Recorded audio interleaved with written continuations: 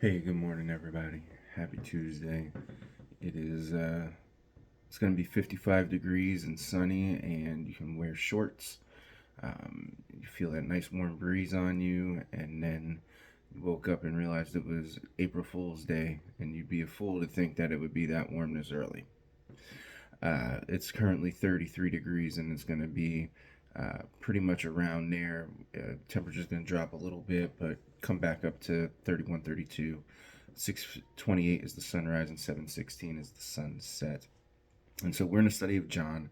We're in John chapter 15, and um, Jesus is talking about how we receive the Father's love, right? How we receive the Father's love, and how we stay in Jesus' love. And he gives us an example. He starts out with, "If you abide in me, and my words abide in you, ask whatever you wish, and it will be done for you." All right, so there's a key, right? A father is going to um, provide or do um, what's within his will that's asked by his children, right? When my children ask of me, and it's in the will of the direction of our home, or the within the, I guess let's call it, ground rules that we've applied, right? I'm gonna do it. I'm gonna do it because they um, abide in me, right? They abide in me and in my words, the things that I say. If you're abiding in the things that I say, you're gonna ask for the things that are in my will, and guess what? It's gonna be done for you, right? It's gonna be done for you. And he says in verse 9, chapter 15, verse 9, "As the Father has loved me, so I have loved you. Abide in my love," right? Abide in my love. Remain in my love. If you keep my commandments, you will abide in my love. That's what it comes down to, keeping his commandments. How do we do that? Well, going back up to verse 7, abide in him, and his words abide in us, right? So abide in his word. Let his word abide in you, and we remain in his love. Just as I've kept my Father's commandments and abide in his love. Now, Jesus, he was the perfect example, right? The perfect example of how man could be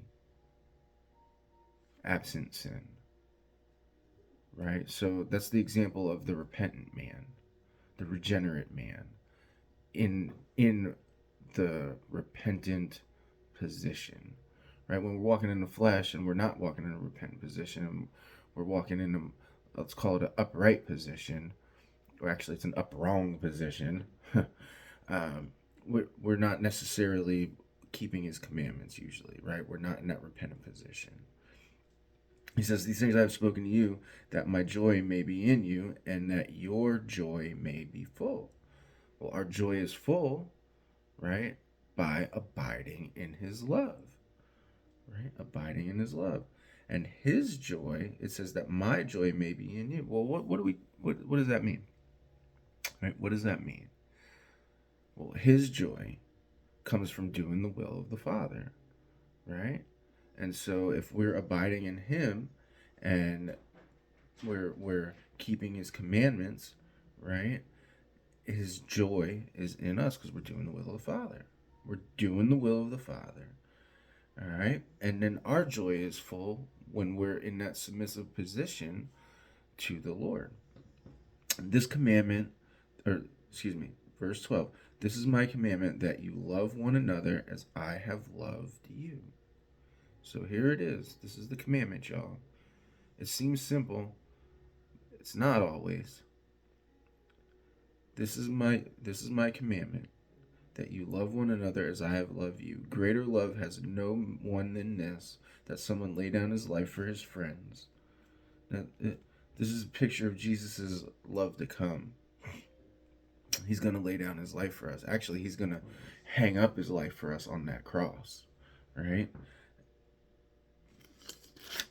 Then he says, "You are my friends if you do what I command you." Well, what's the command?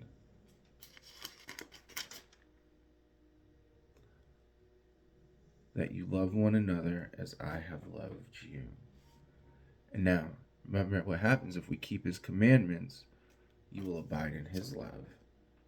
So by us loving each other, being willing to lay down our life for our friends, we do what he commands, right? And in doing what he commands, we remain or abide in his love. No longer do I call you servants, for the servant does not know what his master is doing. But I have called you friends, for all that I have heard from the Father, I have made known to you. So God has made known to us, right, who keep his commands, who love the Lord, love his word, right? Love his word. His word abides in us. We abide in him. That bear fruit. Let's not forget this. That bear fruit. Right? This goes back all the way to really verse 1. The true vine, that we're in the Lord. We are bearing fruit as his chosen people, as the church, y'all, as the church. Now, I say this, and I don't want you guys out there to get it twisted up that I'm saying the church replaces Israel. That's not true. That is not true. Okay. What it is saying, though, is that to be saved, to be part of the kingdom, we have to be in the vine. Okay? To be part of the kingdom, we have to be in the vine. Now, there is separate promises for Israel after the church comes in. Okay? After the church comes into heaven, into the eternal kingdom. Okay? And it's complicated stuff, right? It's complicated stuff. I'm not going to be able to get into it in the next five minutes, right? But the idea is, as Jesus is the way, the truth, and the life, right? He's the vine, right? He is the vine. God is the vine dresser. For us to be worked on, or I guess owned, or by God, it comes through the vine, right? He's not, the vine dresser isn't going to be playing with apples, right? Apples is different. He's looking for those that are branches off the vine to attend, right? He's only going to tend his. All right, verse 15. No longer do I call you servants, for the servant does not know what his master is doing, but I have called you friends. For all that I have heard from my Father, I have made known to you. You did not choose me, but I chose you and appointed you. So, I mean, it's pretty cut and dry here. You did not choose me, but I chose you and appointed you, and appointed you that you should go and bear fruit, and that your fruit should abide. So, we've been chosen by the Lord, right?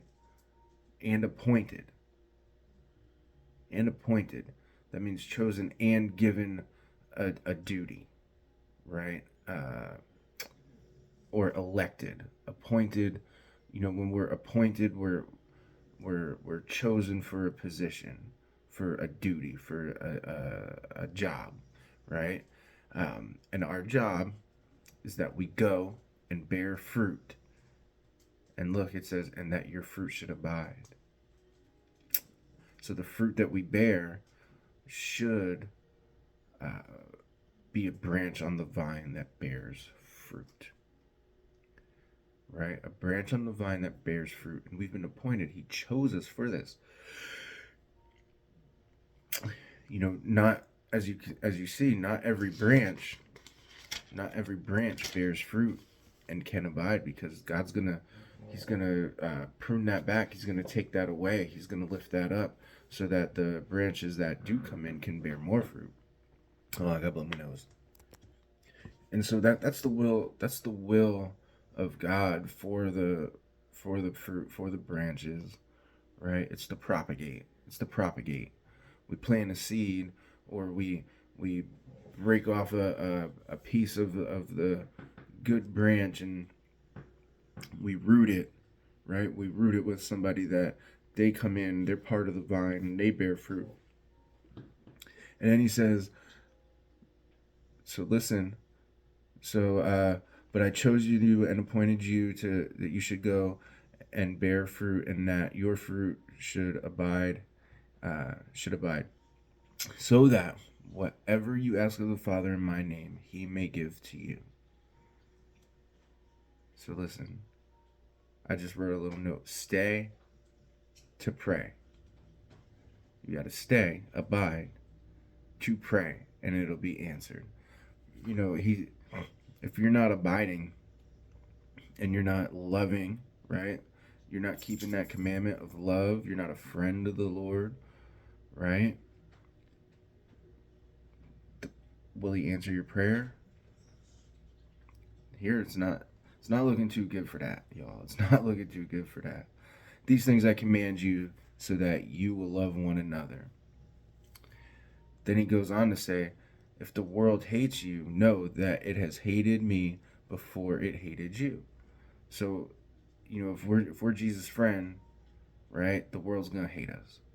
If we're loved by Jesus, the world's gonna hate us. If we remain in Jesus, the world's gonna hate us. If the word remains in us, if we abide in the word, the world's gonna hate us. If we walk according to the word, the world's gonna hate us. Why? Because the word says so. Then he says in verse 19, if you were of the world would love you as its own. But because you are not of the world, okay, so we're not of the world. If we were, the world would love us. But listen, he says, but I chose you out of the world. So what makes us different? Jesus chose us to be different. He chose us out of the world, right? He chose us and appointed us that we should go and bear fruit. Those that bear fruit are not part of the world. That's why the world hates us. He says, therefore the world hates you, because he chose us out of the world. Now, in his choosing, we still have to submit to him. We can't just sit back and be like, well, God made me. No, God didn't make you. God chose you, right? We can't blame God for our sin. God did not make us sin, right? He did not make us sin. He does not make us go and bear fruit. When those opportunities come, we still have to ask, seek, and knock, y'all. It's still active on our part. Loving God is active. Loving Christ is active. Abiding in his word is active. Every single day we have to choose to do it. Now, he has pricked our heart to make us want to, but we still have to submit to that want to. We still have to submit to that want to. In my house, there's lights, right? There's lights, but I could click the light off. Right? We have a light in us. Don't click the light off.